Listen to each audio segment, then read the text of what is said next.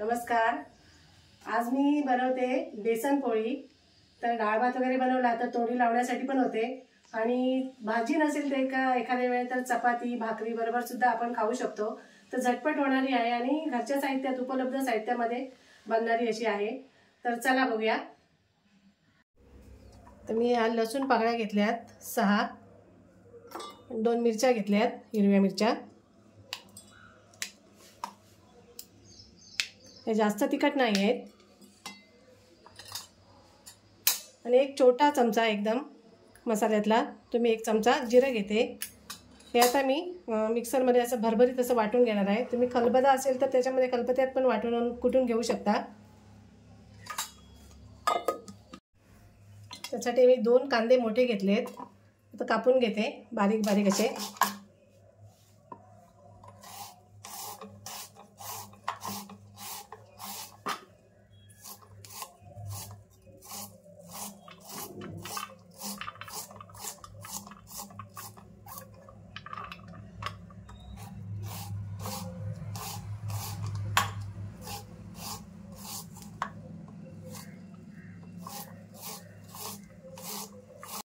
आता मी 2 कांदे बारीक असे कापून घेतलेत। आता मी कोथिंबीर पण घेतली 1 मूठभर, ती पण अशी बारीक कापून घेते।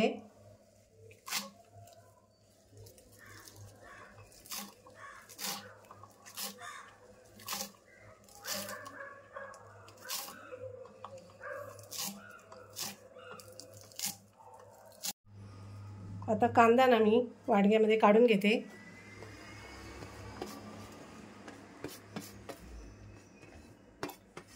बेसनाची पोळी सगळ्यांना आवडते।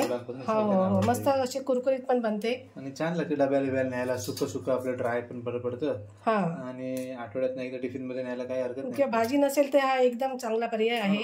काही लोकांना तर म्हणजे मला वाटतं तर हेच आवडत असेल, भाजी पण आवडत नसेल, मस्त लागतं एकदम। एक छोटा चमचा हळद आणि आपण मगाशी वाटून घेतले ना मिरची आणि लसूण आणि जिरं, ते पण मी थोडंसं टाकते 1 चमचा असं। खूप जास्त तिखट वगैरे नाही करायची। आणि मी ओवा घेतला आहे, तो पण थोडासा टाकते, कारण बेसन पीठ असल्यामुळे मी ओवा टाकते। थोडंसं चिमूटभर हिंग पण टाकते।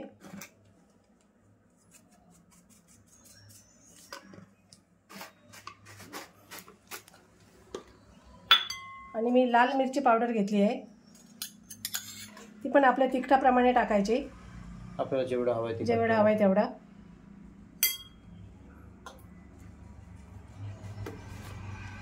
आता मी मीठ पण टाकते अंदाजाने,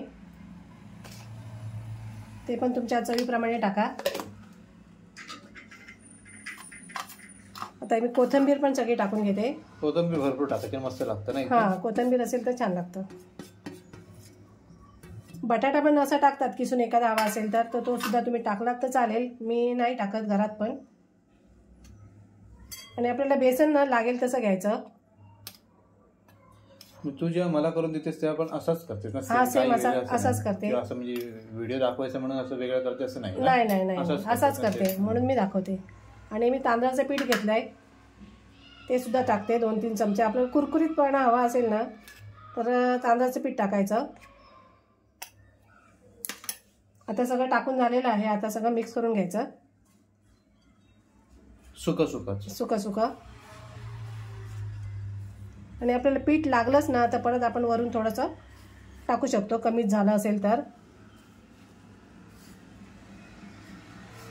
पण पीठ कमी होईल असं समजलं ना तर आपल्याला पाणी टाकल्यानंतर समजतं पीठ कमी झालंय की काय ते। आता मी थोडं पाणी ओतून घेते।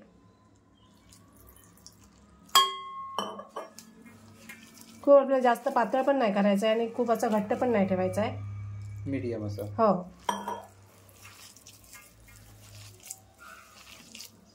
आता यात जसं आता कांदा दिसतोय म्हटल्यावर पीठ थोडंसं कमी झालंय, तर मी अजून थोडंसं पीठ टाकते। खूप जास्त पीठ टाकलं की काय होतं माहिती आहे, त्याचा असा लगदा होतो, तर जास्त पीठ पण नाही टाकायचं,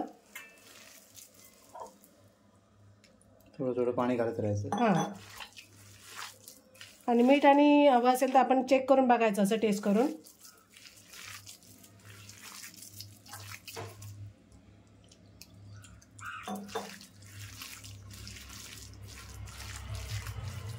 तर हे थोडंसं राहिलेलं पीठ ते सुद्धा मी टाकते.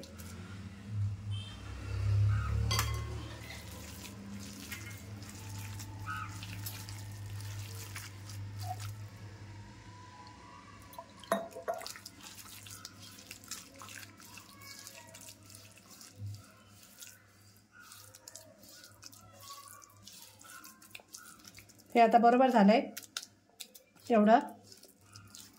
आता फक्त आपण ना जरा मीठ चेक करायचं. मीठ अजून लागणार आहे थोडंसं.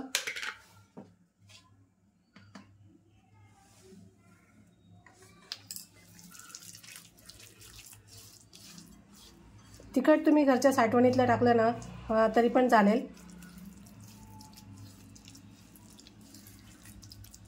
आता हे झालेलं आहे. मी आता पॅन ठेवते गॅसवर.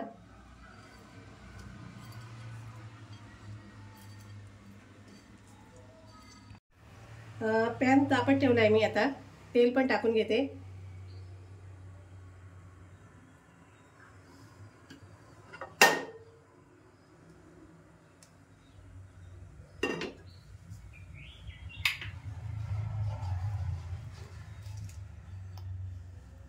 आता बेसन पोळी पण आपण टाकूया.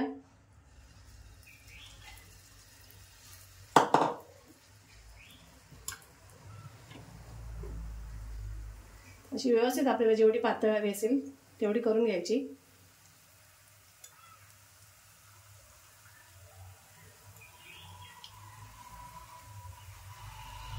तू सगळ्या गोष्टी म्हणजे कशा काय कुठून शिकली नाही, तुम्ही स्वतःहून शिकली अनुभवाने. हो, अनुभवाने. कोण होतं शिकवायला? कोण नव्हतं ना त्या? आईकडून थोड्या थोड्या. आईकडून थोड्या थोड्या नाही, थोडा स्वतःचा अनुभव एवढ्या वर्षाचा संसाराचा सगळा ना. हो. शिकवायला कोण नव्हतं? कुकिंग क्लास वगैरे काय नाही? नाही. असंच सगळं. आता तरी युट्यूब वगैरे सगळ्या गोष्टी आल्यात, पूर्वी तर काहीच नव्हतं ना. मग स्वतः अंदाज घ्यायचा आणि बनवायचं सगळं.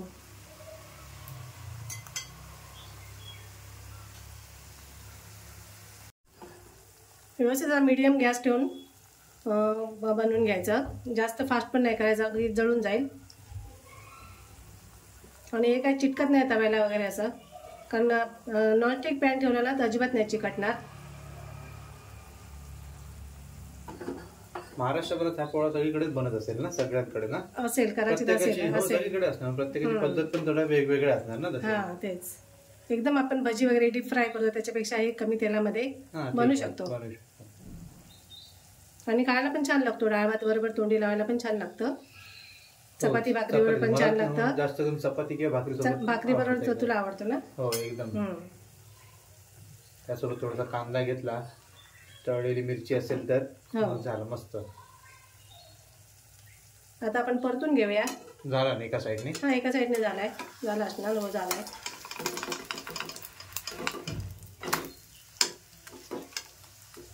रंग छान आलाय, मस्त कलर आलाय.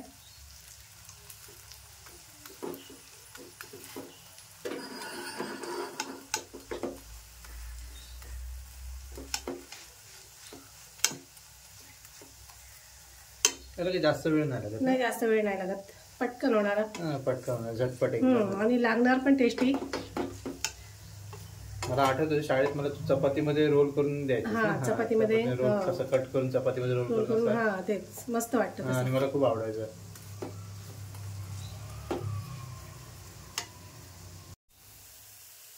परत एकदा परतून घेते. दोन्ही साईडने व्यवस्थित असा खरपूस भाजून घ्यायचा, छान असा कलर येईपर्यंत.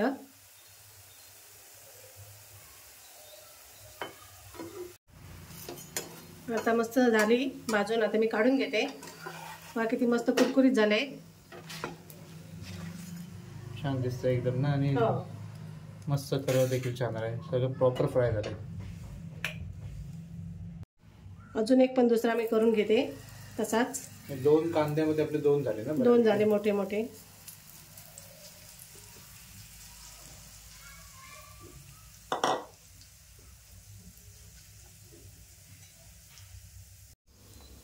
भाकरी करते ना? हो.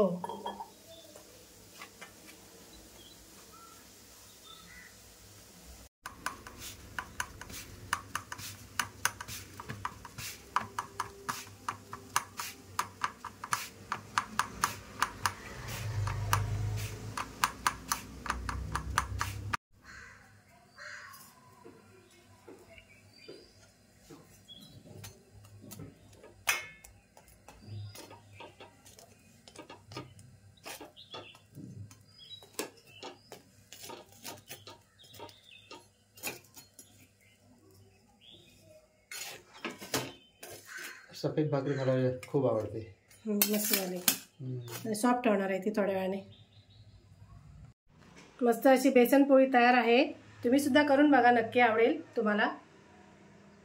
आणि व्हिडिओ आवडल्यास लाईक करा, कमेंट करा, शेअर करा आणि आमच्या चॅनलला सबस्क्राईब करा. धन्यवाद. धन्यवाद.